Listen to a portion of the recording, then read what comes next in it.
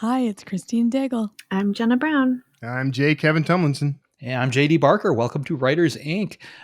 So I just read there is a new Hunger Games movie, or not movie, book coming out. I'm guessing there'll be a movie too, right? Have you guys seen any kind? Probably. I think that they announced both. Yeah, the book comes out 2025, and then I think the movie comes out 2026. Okay.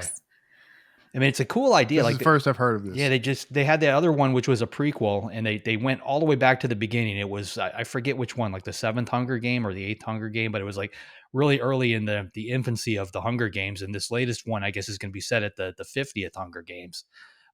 So like they could keep going, I guess, right? Because what was the one from the original movie, the 75th, I think. So they've there could be a lot of Hunger Game books in the future. Yeah, the third quarter at least 12. 75. At least, yeah. Or I guess 70. Well, that's interesting. I don't know though. Well, we'll see. I liked the book. I liked the last book. I don't know if the movie's out yet, but I plan on watching the movie someday when it's available for me to stream. Yeah, there is a movie, and I think it's on HBO. I've got so many streaming services at this point, I can't even remember. I know it's out there. It kind of got me though, because it leaves like on a cliffhanger, so you kind of like feel like they should continue it. So I thought that they were going to go that route and do like another 2 or 3 in the same series, but I guess they're just skipping right past that and moving on to. This is obviously going to be all new characters again and a brand new storyline, which I guess is a cool way to keep it all fresh and unique. Did I read somewhere that they were it was like something about Haymitch, that this was going to go into his story, or did I make that up? Maybe it's hard to tell sometimes what like are just comments that you catch on Twitter and what are actual news events sometimes. Yeah. Well, Woody Harrelson needs some more work, so I can't imagine. Yeah. Well, who do you get to play a young Woody Harrelson? That's what I want to know. Well, now with CGI, they just get Woody Harrelson, right? Like he just does it all. Oh, that, I don't know. Don't do that. That always comes across so weird. Yeah. Did you see the one with Will Smith where he basically played himself, but as a younger version of him? No. I think it was Gemini Man. I think was the title. Oh yeah, no. I saw that. Yeah. That tells you how great that movie was. That I only just now know that I saw that. I did not. They're working on it. It's getting better. Yeah. All right. What's in the news? In the news, first up, introducing the new list. This comes from Publishers Marketplace. Backlist titles, those published over a year ago, now make up about 70% of all print book sales. This trend is reflected in bestsellers list, with top-selling older titles overshadowing newer releases. To spotlight new titles, Publishers Marketplace has launched the new list. The list focuses solely on new releases, providing a platform for books published within the last 52 weeks. The new list includes 4 categories: hardcover fiction, hardcover nonfiction, trade paperback fiction, and children's books. Books can only stay on the list for up to 4 weeks, ensuring a continuous rotation of the latest top-selling titles. The list is updated weekly on Fridays based on print book sales data from Circana Bookscan. An archive of lists has been built starting from April 11th, 2023.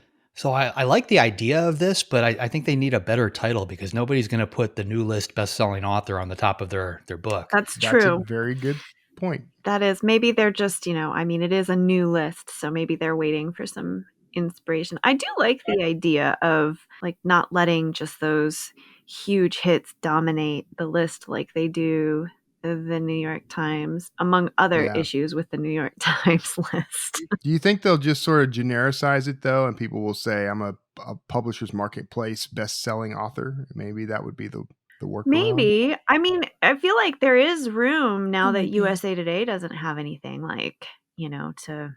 Is USA Today still gone? Because I heard that was coming back. Oh, is it? I don't know. I thought it was coming back too, but I don't know if it has already, but yeah, I've heard that rumor too.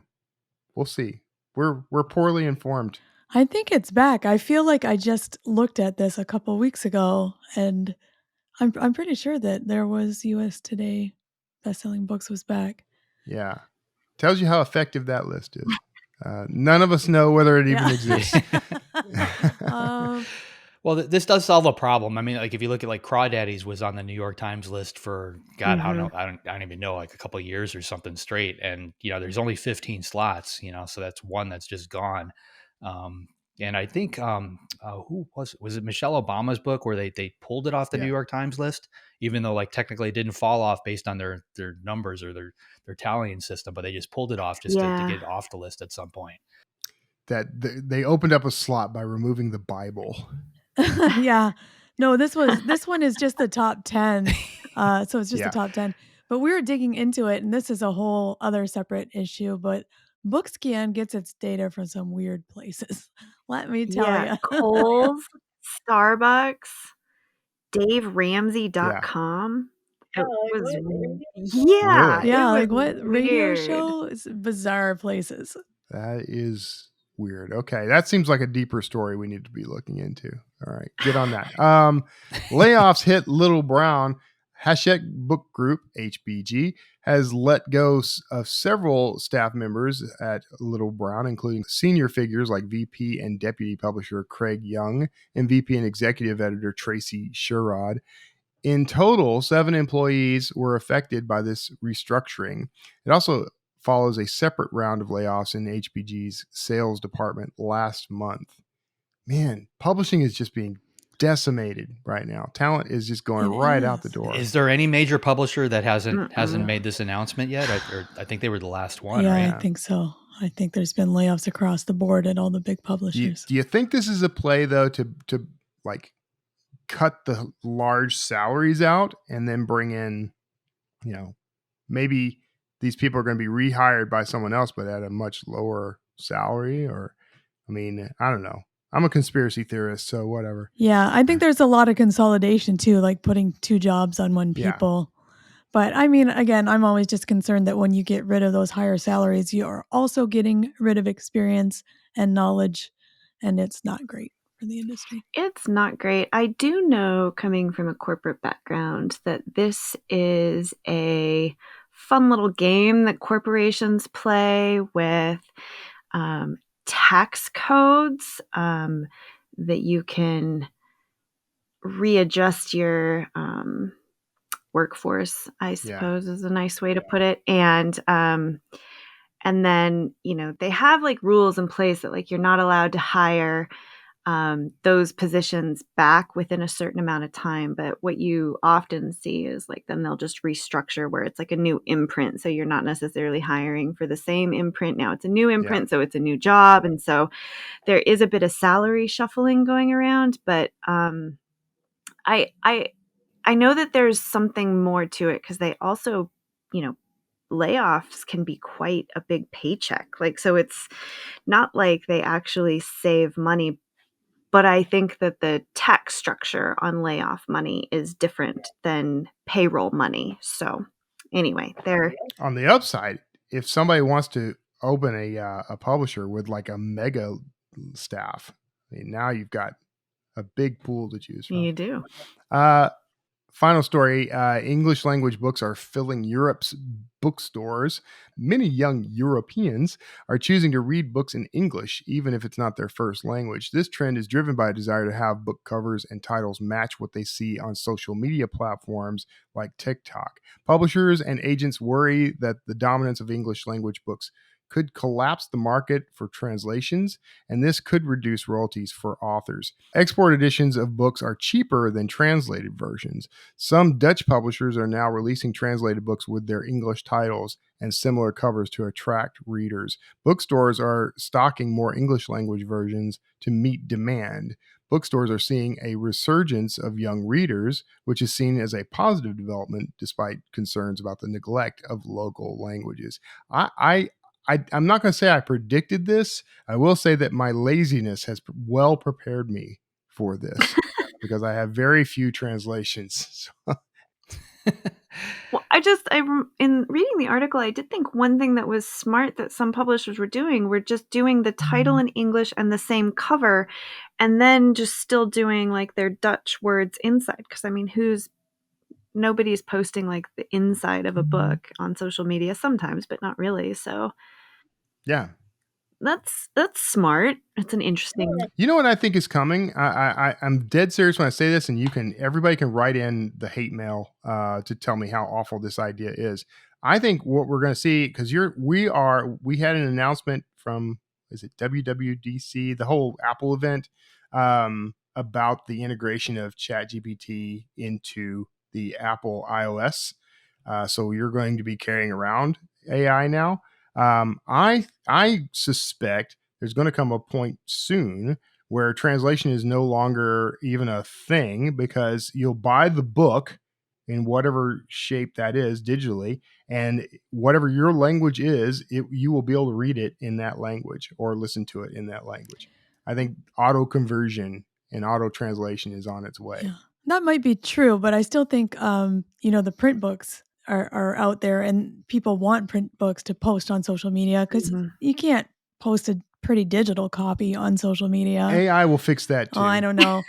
But the interesting part that I was reading in this article is it's not just because they're seeing them in English, it's because they also want to be influencers and post about it and talk about it in English, right? Because there's a bigger market that way as an influencer. So, I mean, it's just, again, looking at the power of social media and influencing books. So there's a lot of things going on here. Kevin, I think you're right. I think we're going to see that, and it's probably going to be sooner rather than later, because that cuts so many expenses, across the board.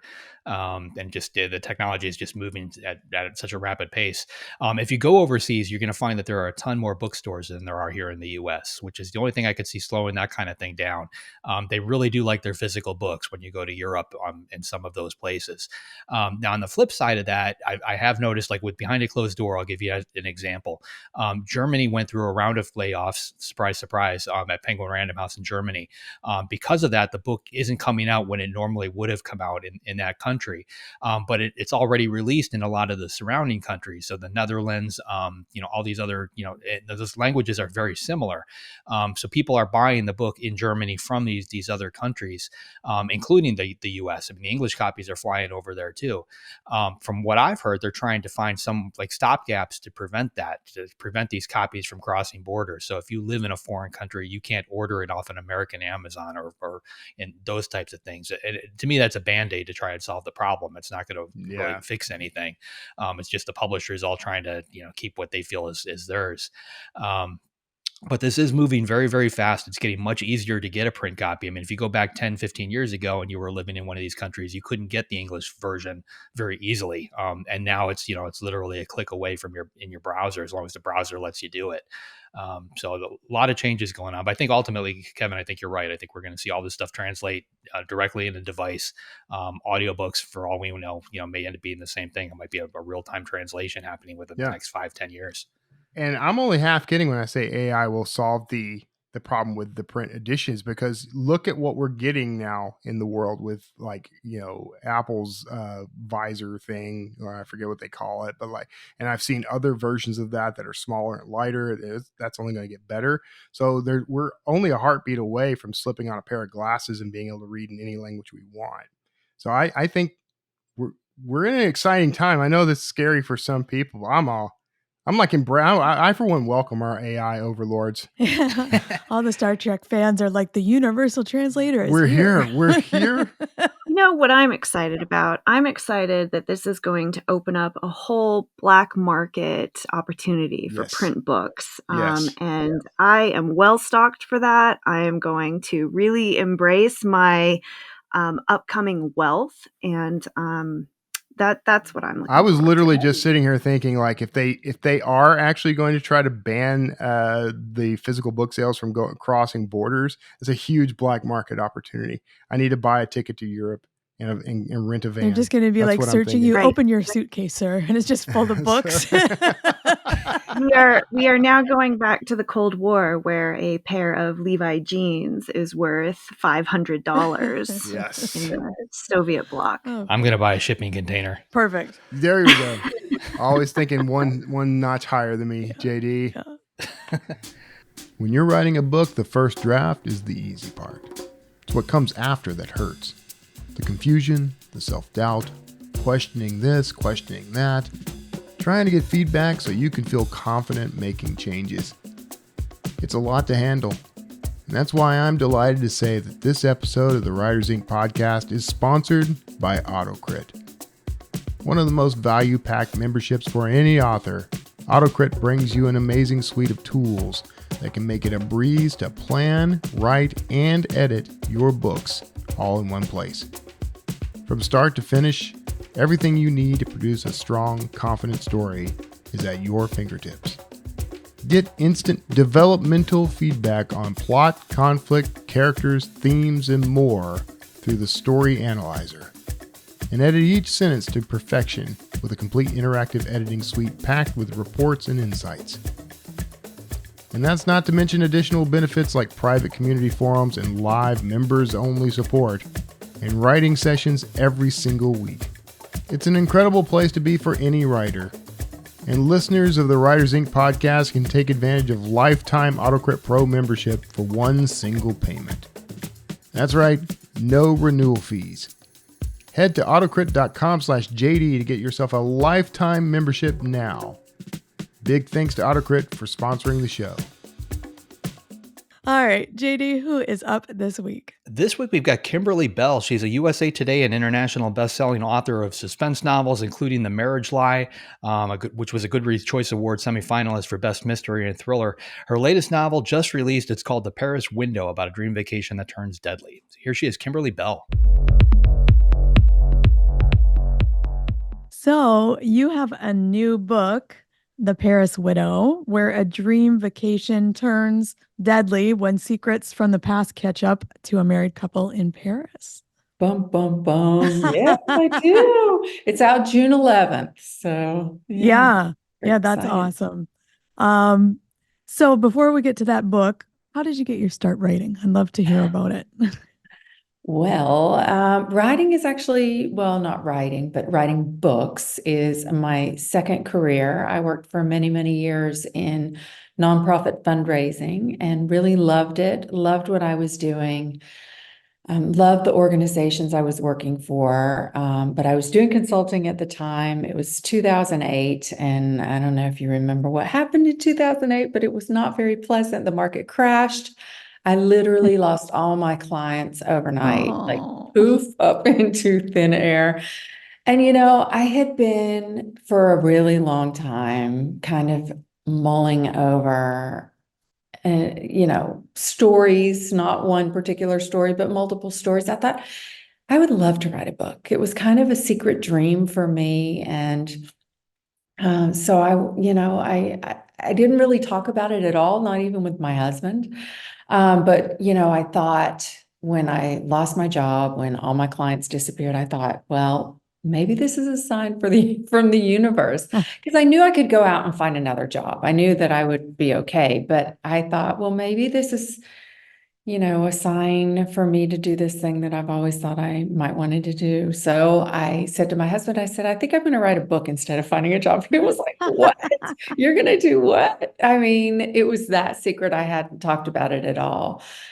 So it took me, a minute to figure out what kind of story I wanted to write, what kind of books, what my voice was, all the millions of things that you have to learn in order to write a book. So I spent, the first year, good year or so, maybe even longer, reading up, studying, practicing, all those things. And then, like I said, that was 2008. And my first book didn't come out till 2014. So that tells you a little bit about, the process of finding an agent, finding a publisher. I had written 2 books that by the time I found an agent, she sold both of those books. Okay. So I want to back up a bit because I love that. So, your job kind of dried up, and that's so stressful because, income, all those things. And you told your husband, I'm going to write a book and not have any income coming in. And did you get pressure about that? Because it takes a while to write a book, right? It's not It does take a while. And, nobody paid me a penny Yeah. until I had signed with the publisher, because you sign with an agent and they work on no cure, no pay. So yeah.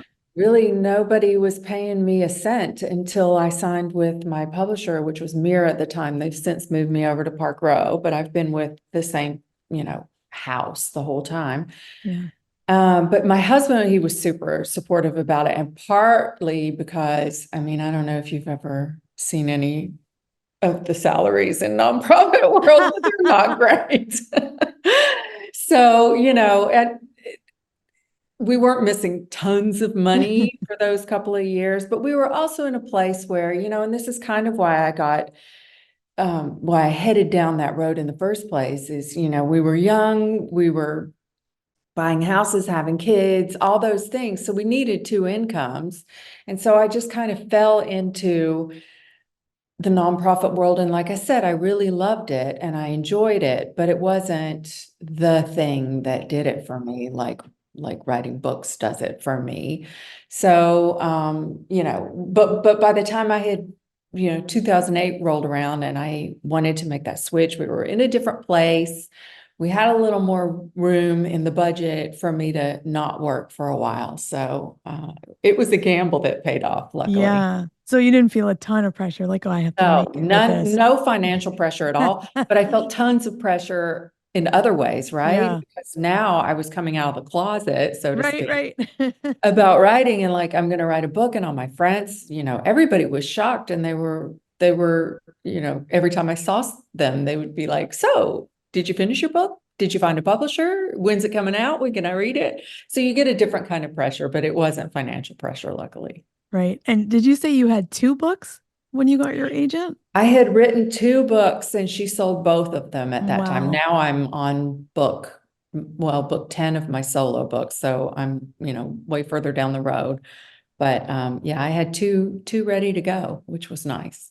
That is nice. And how did you go about finding your agent? Did you cold query? Did you go through a different process? I did all the different kinds of ways. I cold query, just sent out tons of query letters to all sorts of agents, and I wasn't really getting anywhere. And it's a super frustrating process. And I'm sorry to any of the people who are listening that are in that phase right now, because I feel your pain.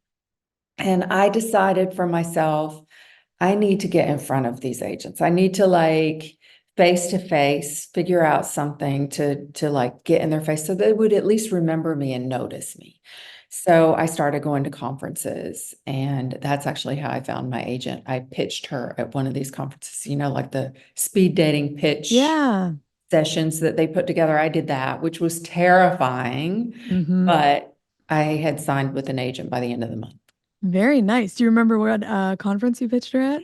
It was, so my first 2 books kind of straddled the line between women's fiction and suspense. And so I was a member of RWA at the time, and I live in Atlanta, and I went to the RWA conference here. It was Moonlighting Magnolias. Oh, nice. And they put on great conferences, and you can also enter your unpublished manuscripts in their contest. And so I basically made a deal with myself. Anywhere where my content or where my manuscript places in the contest, I was going to go to that conference and pitch agents. Yeah, I think that's so smart because why don't, self-select yourself out, let them decide how they're going to pitch it, right? They're the agent. So that's awesome. Yeah.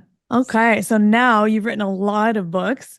And your newest book, I really like it because I think you just hit on such a universal question, which I have been pondering since I read it, is, do we really know anything about what our spouse does at work? Yeah. Well, I don't. My husband's in finance and real estate, and I'm like, it is way over my head. Right? And my husband does contract law. So when he talks to me, I just smile and nod, but I'm just sleeping in my head. So I'm like, you could really be doing anything, and I wouldn't know. Exactly. So how did you come up with this question, or what intrigued you about that? Well, so, it's funny. And I ended up in this, it became kind of my thing almost by accident, is I tend to write about married couples where one of them has a big secret. Yeah. And sometimes it's, for really bad reasons. Other times it's for reasons that maybe are understandable. They're maybe still not the best decisions that they're making, but at least you can understand kind of why they got themselves into that predicament.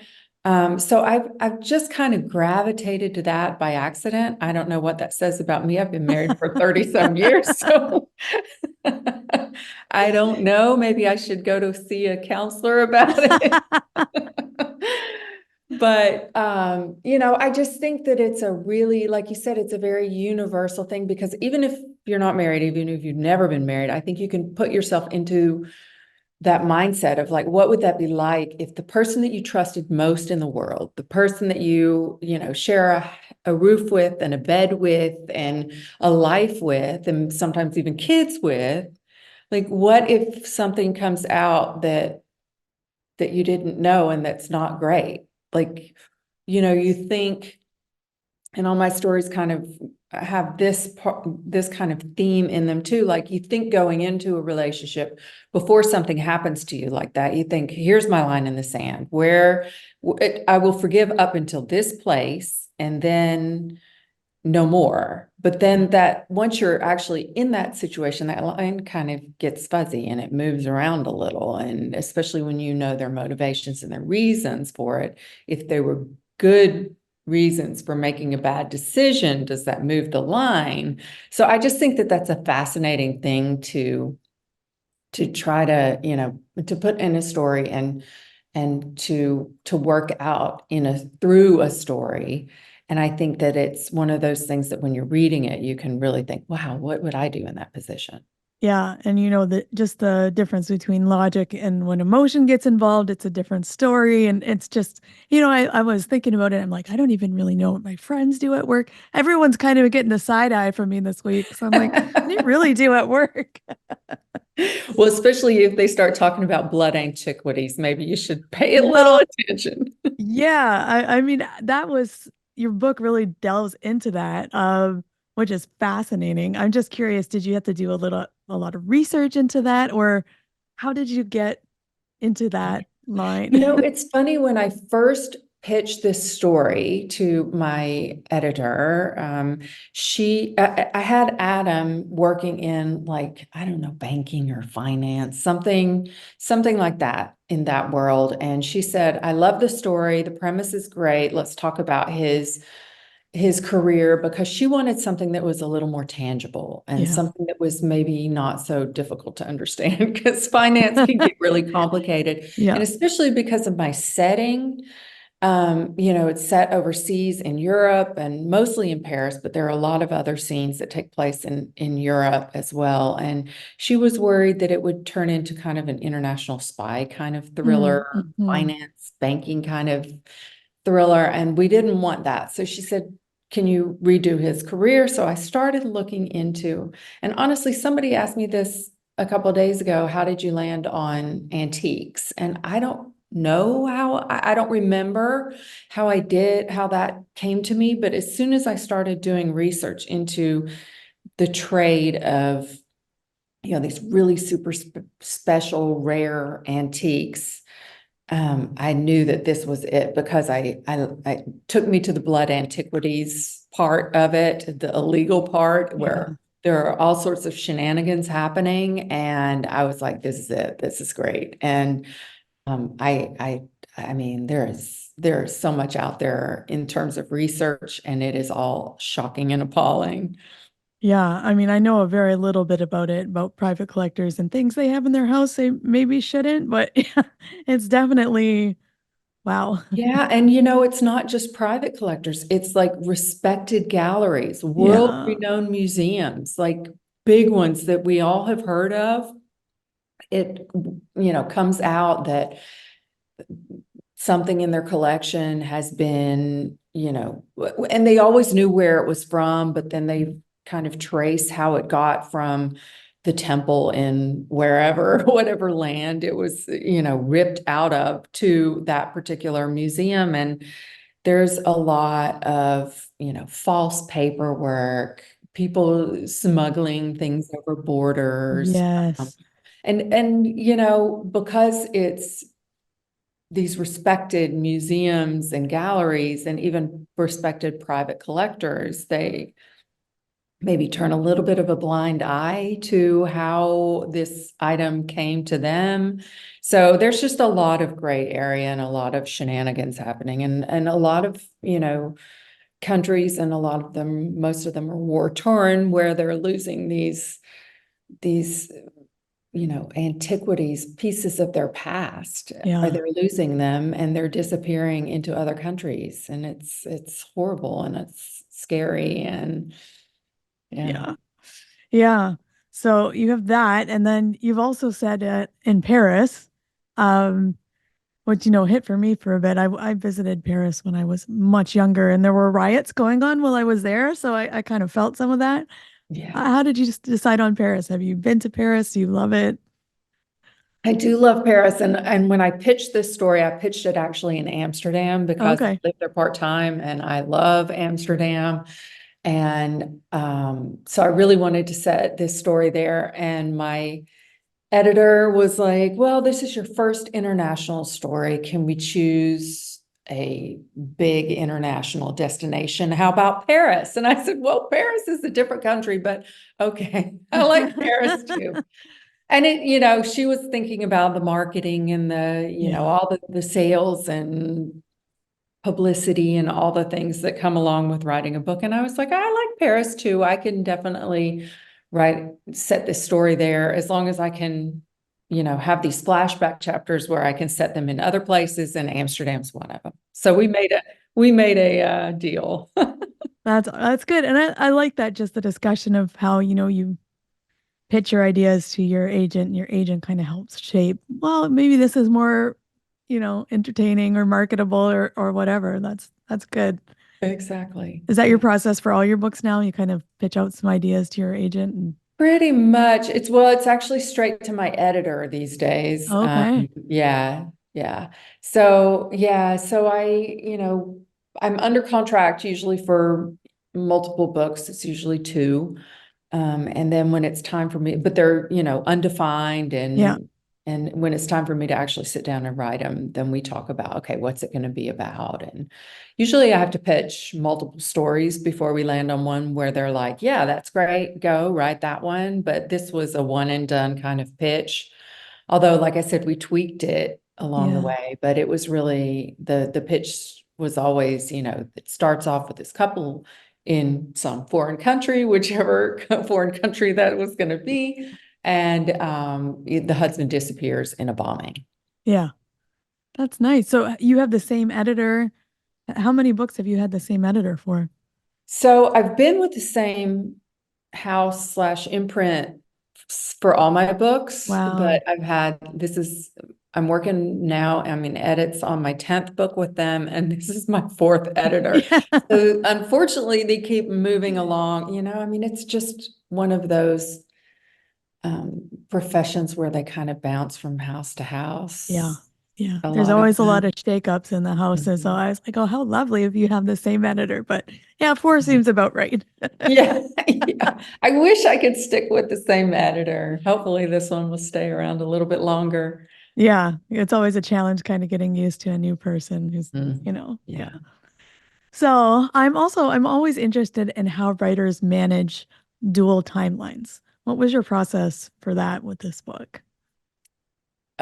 Yeah. So I write from an outline. I have a very detailed outline going in before I even write the first word. So I did have, chapter 1 through whatever is present story. And then I had a flashback chapter worked in, and I knew exactly what needed to happen in the flashback chapters, because in this particular story, the flashback chapters each reveal something that has to do with the present story, and gives like a little answer for Stella, my main character, in the present story. So I knew going in what those chapters needed to do.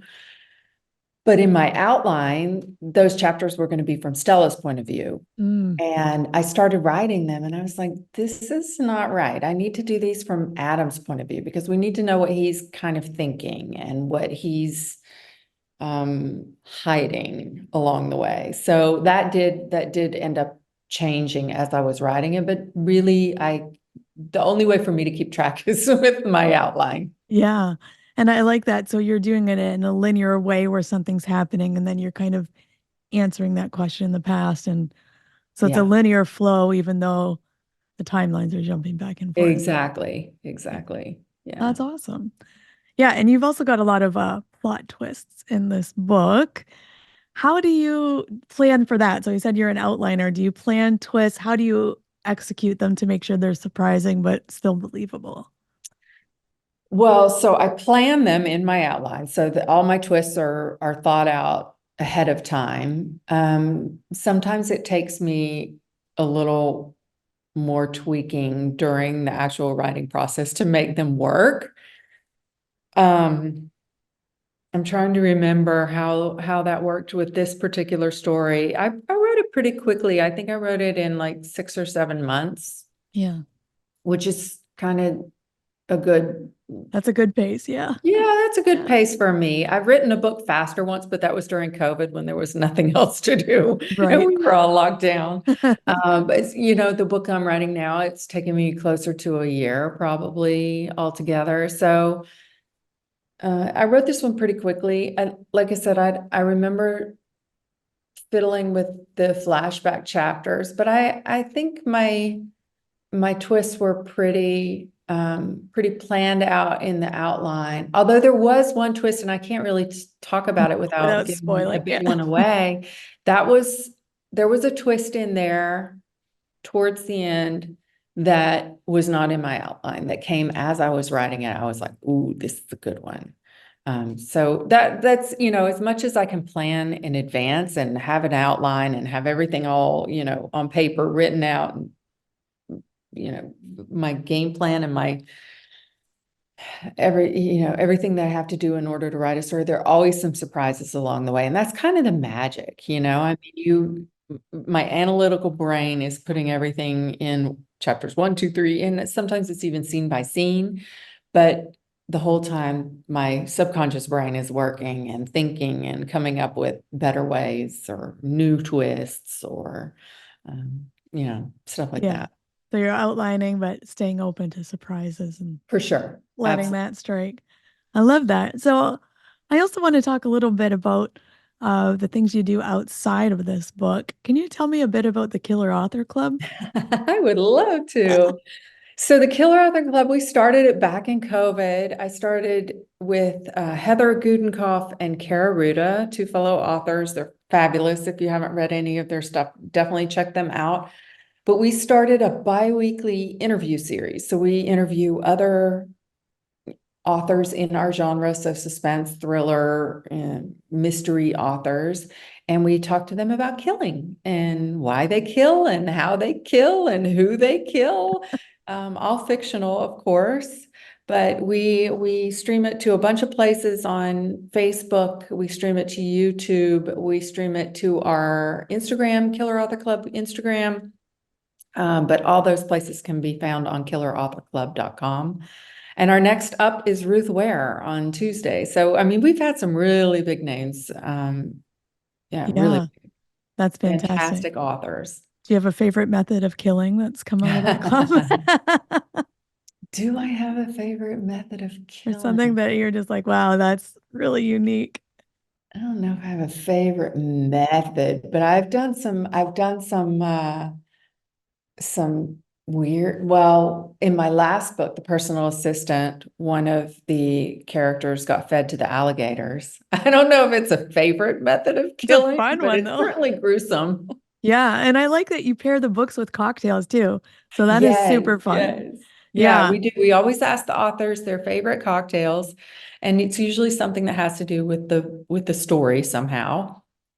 And then we also ask them their favorite indie bookstores, and if there are signed books available, we'll drop that link in the comments so everybody can go get their signed books. Yeah, support indie bookstores. That's fantastic.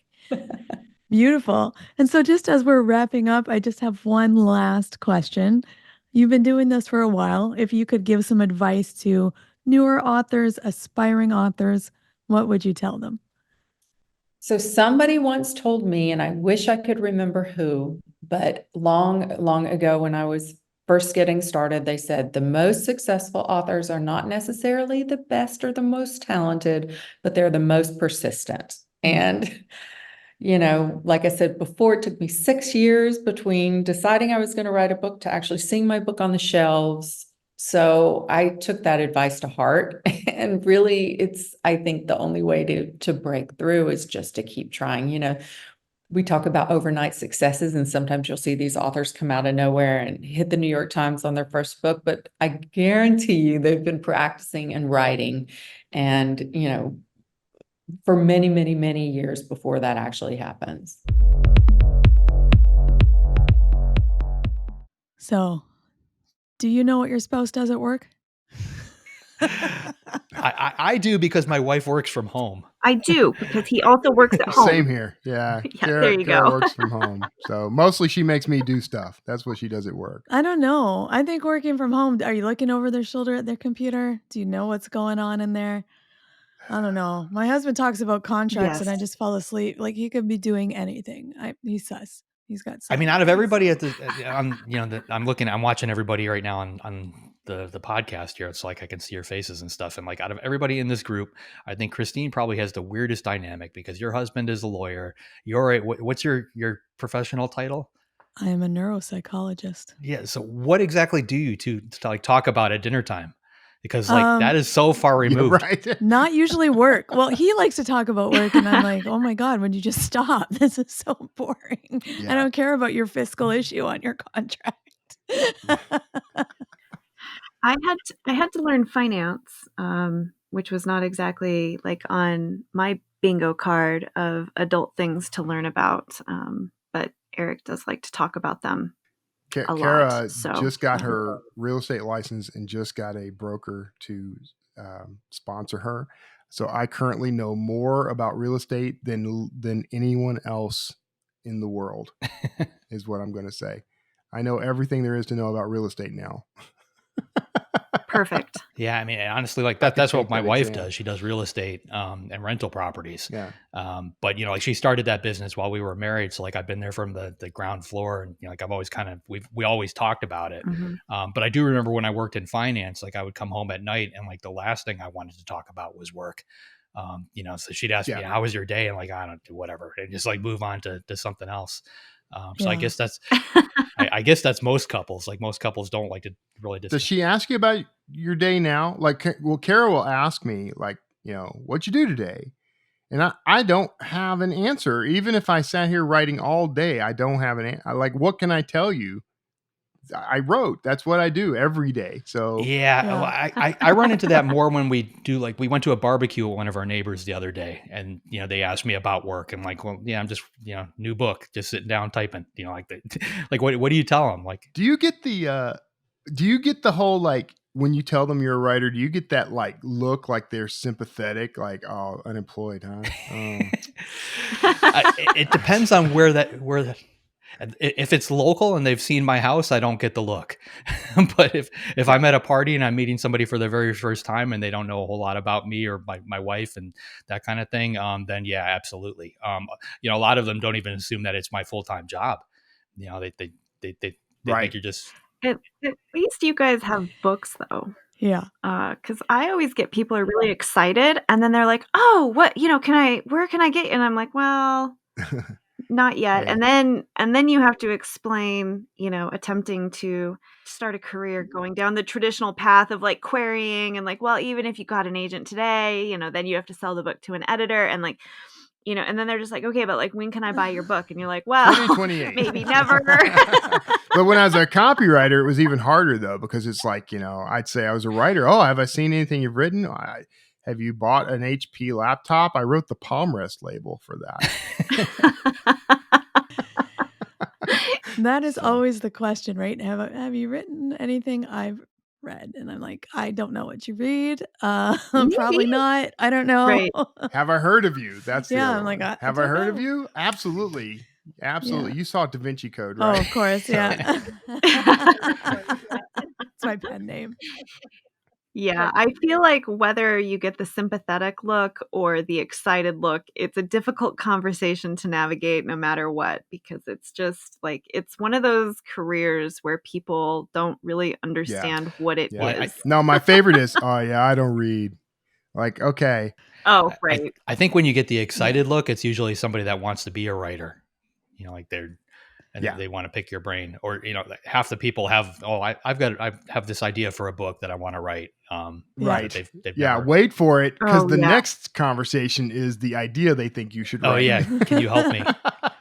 Well, yeah. Yeah, that you should write, or like, oh, I've always had that book in my head. Like, yeah, I could just write. And then you tell them like, well, this is the process. And then they're just like, I don't read books, but I have a great idea for a novel. Have you ever had somebody tell you their idea and actually have it come across as a coherent, like really good idea for a book? Because most of the time when they verbalize it, it comes across as, like complete gibberish. Yeah. When they're not writers, no. If they haven't tried to do a book, they might as well be telling me about a dream they had. Like it's the same coherence. But yeah, no. Yeah, it is kind of interesting. The other thing too is, or you're just like, oh yeah, that's the same plot that's in 10,000 books currently. Yes. Oh, I've even had it with writers who are like a different genre. They're like literary, and they're like, oh, I got this great sci-fi plot for you. And I'm like, that is every sci-fi trope in every book ever written. Cool. Thanks. Right. I have this idea for a book called The Code of Da Vinci. So Kimberly did a great big genre hop after being successful. So I'm curious, what is the biggest gamble you've taken that's paid off in your publishing life? You're like scared to do it. You did it anyway. I mean, I always, like when Fourth Monkey hit, like that's all they wanted me to write was more of those serial killer type novels. So like I purposely went off and wrote something different. The one that I wrote after that was She Has a Broken Thing Where Her Heart Should Be, which was more or less a young adult novel. But I did that intentionally because I felt like I knew my readership was women 45 and over, and I wanted something that was going to rope them in a little bit younger, which that one's done. I think bouncing to doing the prequel to Dracula for me was, I wouldn't say it was a mistake, but like that was pretty far removed from everything that I'm doing now. And from what I see on a sales standpoint, the thrillers are where my bread and butter comes from. And as much fun as it is to write the horror stuff, I really do need to focus on thrillers. I switched genres multiple times. I mean, I'm a cross genre writer at this point. That's just what I am. But I think the book I took the most risk on was Evergreen. That's the one I wrote in a day. But it's hard to like. What? Yeah. I wrote a 60,000 word draft while I was in Manhattan over Thanksgiving. I thought everybody knew that story already, but yes, I did. And then I spent quite a while editing it to make it coherent. But that book is, I guess, technically in a kind of a sci-fi thriller genre, paranormal almost kind of thing. Very different from everything else I wrote, but that's the biggest risk I ever took. Kevin, we're gonna have to talk about this. I don't recommend it. I'm never doing it again. I don't recommend doing it. That's a lot of words. How many hours was that? That was like 18 hours of writing. Wow. So, just nonstop, just coffee and bathroom breaks. Yeah. And I was in a hotel lobby, bar. I bribed them to just keep the coffee and the sandwiches and things going, watch my laptop when I needed to go pee, things like that. And there was like three shift changes during that day, but they saw me through, and I was brain dead and bleary eyed when it was over. I didn't write anything for like another month after that. Like it was like, did you lose a bet? Like, was it like, did you owe someone money? No. So I have this thing earlier in younger days, in my younger career, I had this thing where because I had written my book, 30-Day Author, because I came up with that whole formula, and then it was always a test, like how far can I push things? And it was, can I write a book in 15 days and in 10 days? And I was able to do all that. And so the only challenge left was, well, technically there's more, but I mean, the only real challenge I would consider that was left was to write a book in a day. Now people can do that routinely, hey, ChatGPT, write me a book. Yeah. But back in the olden times, it took concerted effort, and I don't recommend it because it hurt. I mean, I think it scarred my brain. So. It sounds tiring just thinking about it. And honestly, if you wanted to do anything faster, you'd probably have to go to dictating because, I can't even imagine how long it would take to type 60,000 words. Even if you knew exactly what the next word was. And I'm not saying that was a clean manuscript, by the way. Like that didn't come. It wasn't perfect. Oh no, it was damn close, but not entirely perfect. I think there were 3 typos in the thing, which is no. It was. I mean, it was. I wouldn't say it was a mess. But in the edit, there was I did a little bit of reorganization and rewriting and things like that. This isn't the topic of the show, though. We can talk about it. We can talk about. I'm sorry. Kimberly's I didn't mean to side trail. That's okay because it's actually interesting. I'm all for interesting rabbit holes. I had to hear. I'm still not convinced that you didn't owe someone money, but that's fine. We can talk about it later. Okay, so what I thought was interesting is that Kimberly wanted to set her book in Amsterdam, and her agent told her to set it in Paris because it would be more marketable. So I'm curious, when you're picking locations for your books, do you think about marketing? Yes. Done. Yes. Sort of. I mean, because frankly, I write mostly archaeological thrillers. So, if I set an archaeological, although I pushed this a lot, I'll have an archaeological thriller set in Des Moines or whatever, but the ones that are going to sell the most or best or easiest are always going to be like, everyone wants to know about, the Aztecs and the Mayans and the Egyptians, so sometimes changing the setting on those stories, having an Egyptian story in Des Moines is enough to get people to buy the book. So maybe that's a marketing consideration too. I don't know. I mean, the furthest I've gotten on that, like I try to write each book in a different place. So Forum K takes place in Chicago. My latest one takes place in Boston. I've done stuff in New Hampshire. I've done stories in California. But if I write a standalone, I try to seek out a new place that I haven't actually written about before and use that. Mainly because it keeps it interesting for me to learn someplace new. Yeah, that makes sense. I either make places up or they tend to land in Vegas. But, I like Vegas. Everyone always writes the same Vegas story, so I feel like I have a lot of fun like doing the real Vegas, or at least an unexpected Vegas. Who doesn't love Vegas? I do not love Vegas, but it's not your fault. Well, Vegas probably doesn't love you, Kevin. So. They don't like me much either. We love your money, though. Vegas is not my biggest fan. They like my money. That's why I don't like Vegas. But then again, that's that story you're talking about. Like all my Vegas experience is primarily on the Strip, so that's why I don't like it. But I bet if I were to wander out, and I have occasionally, there's like an art district or something. Yeah, there's an art district. Yeah. So I like that a lot. That was fun and reasonable. And you can go to Old Vegas, like the one that came before, there's that. That was kind of neat. There's actually quite a lot here that people are like, really? And you're like, it's all happening here. There's Lake Mead and Lake Las Vegas, which is mini Lake Mead, but for the rich, which is weird because it's not a great lake. Don't swim in Lake Las Vegas. I have been to Lake Las Vegas. Don't get in that water. Now, the brokerage firm that I used to work for, we did a financial conference every year, and we did one at Lake Las Vegas. It's beautiful. Yeah. I'm willing to bet there's a whole lot of people swimming in it for like the past 50 years. There's a lot. There's a lot of things. That's probably Lake Mead. Lake Mead's got a lot of bodies in it. It does, which they discovered a lot of lately. Anyway. Yeah. Well, you got to put them somewhere, I guess. I don't. Speaking of, it was really fun that Kimberly has this online murder club where they just talk to authors about how they kill people and have a cocktail. Yeah, that's great. Yeah. I actually want to join that. I do too. That appeals to me. And what killing method would you talk about, Kevin? I have one. I don't want to say it. Is it a spoiler? But it's unique. Yeah, I've got a book coming up soon that uses it. So I'll have to wait and tell you later. Way to build intrigue there, Kevin. Yeah. Kevin writing a book about murder? About murder? I don't know. What is the weirdest way you've killed somebody in a book that you are willing to talk about? Oh gosh, let's see. Pass. Yeah, I'm like, I don't want to talk I about don't any know. of it. You're gonna have to wait and see. Nobody wants to go No there. spoilers. I've killed people with lisinopril, which is a blood pressure Yes. medication. If you take too much of it, you can cause somebody to stroke Yeah. out. So unless they're actually looking for it in an autopsy, it looks like they died of a Yeah. stroke.